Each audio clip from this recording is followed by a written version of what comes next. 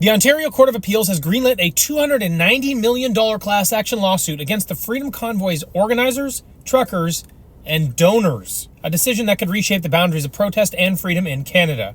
What started as a $4.8 million claim in February of 2022 by Ottawa resident and federal employee Zexi Lee has turned into a $290 million class action lawsuit, including residents and businesses who say they're reeling from the 2022 truckers' protest against COVID-19 mandates. The suit alleges public nuisance causing pain, suffering, and psychological distress, alongside economic losses stemming from the weeks-long demonstration. The plaintiff's case hinges on a simple premise: their right to peace was trampled by a protest that spiraled beyond its anti-mandate roots into a citywide siege.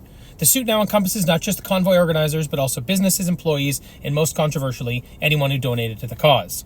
Now, the plaintiff claims donors knew or ought to have known their cash would fuel chaos, which is insane, because this is unprecedented. The people donating to the convoy were supporting Canadians against a tyrannical government, and honestly, anyone who is behind or involved in this lawsuit should be ashamed of themselves. If the appeals court lets this stand, it opens a terrifying door for every Canadian, regardless of which side of the fence you're on. If you fund a cause, any cause that does not comport with a government narrative, you can end up bankrupted by a lawsuit.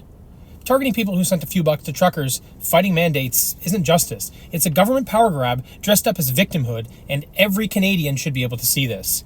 Then there's the other elephant in the room. On January 23, 2024, Federal Court Justice Richard Mosley ruled that the use of the Emergencies Act by the Trudeau government was unreasonable and illegal. It froze over 200 bank accounts and $450 million in assets, some from people who never even rolled into Ottawa. Justice Mosley said it flat out: there was no national emergency that justified these actions. Mosley found that the government lacked evidence of a national emergency warranting such measures, violating charter rights to expression and security against unreasonable seizure. So if there was no national emergency that justified these actions, I'm struggling to see how the Ontario Court of Appeals can justify these charges. Furthermore, and perhaps a question no one's asking loudly enough, if Trudeau's emergency measures were illegal, why isn't the government a defendant in this $290 million lawsuit? Protesters not only followed Ottawa police directives when parking their trucks, but it was also the feds who turned a demonstration into a standoff. And if we take a step back even further, it was the federal government's insane vaccine mandates and border closure policies that ignited the convoy in the first place.